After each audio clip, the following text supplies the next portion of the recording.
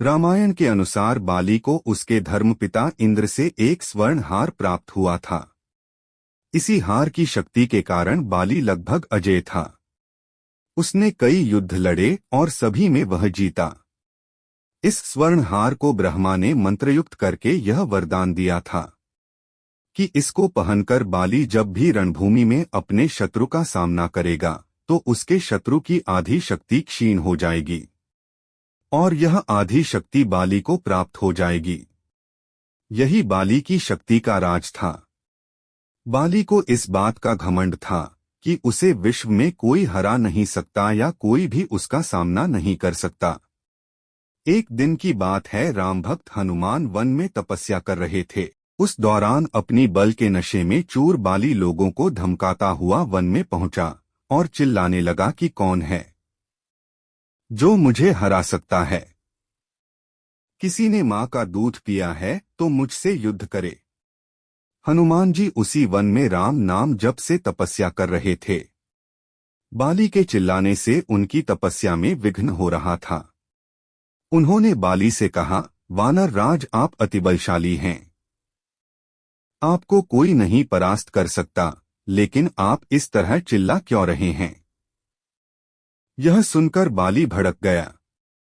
उसने हनुमान जी को चुनौती थी और यहाँ तक कहा कि रे वानर, तू जिसकी भक्ति करता है मैं उसे भी हरा सकता हूँ।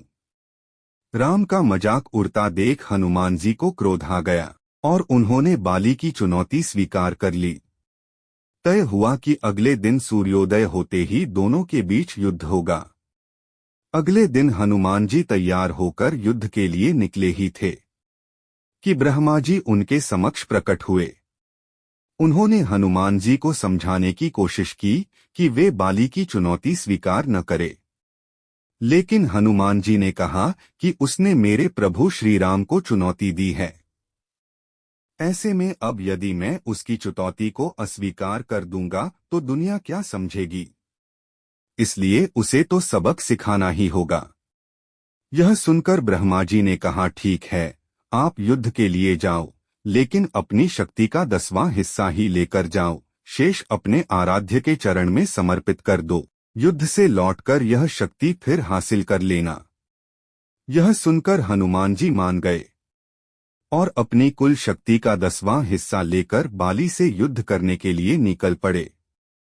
युद्ध भूमि में हनुमान जी ने जैसे ही बाली के सामने अपना कदम रखा, ब्रह्मा जी के वरदान के अनुसार हनुमान जी की शक्ति का आधा हिस्सा बाली के शरीर में समाने लगा। इससे बाली के शरीर में उसे अपार शक्ति का एहसास होने लगा। उसे लगा जैसे ताकत का कोई समंदर शरीर में हिलोरे ले रहा हो। चंद पलों के बाद बाली को लगने लगा मानो उसके शरीर की नसें फटने वाली है और रक्त बाहर निकलने ही वाला है। तभी अचानक ही वहां ब्रह्मा जी प्रकट हुए और उन्होंने बाली से कहा कि खुद को जिंदा रखना चाहते हो तो तुरंत ही हनुमान से कोसों दूर भाग जाओ, अन्यथा तुम्हारा शरीर फट जाएगा। बाली को कुछ समझ में नहीं आया, लेकिन वह ब्रह्मा जी को यूं प्रकट देखकर समझ गया कि कुछ गड़बड़ है और वह वहां से तुरंत ही भाग खड़ा हुआ। बहुत दूर जाने के बाद उसे राहत मिली, शरीर में हल्कापन लगने लगा। तब उसने देखा कि ब्रह्मा जी उसके समक्ष खड़े हैं।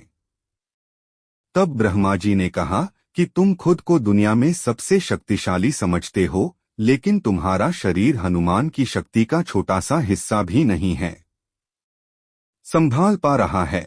तुम्हें मैं बताना चाहता हूं कि हनुमान अपनी शक्ति का 10वां भाग ही लेकर तुमसे युद्ध करने आए थे। सोचो यदि संपूर्ण भाग लेकर आते तो क्या होता। बाली यह जानकर समझ गया कि मैंने बहुत बड़ी भूल की थी।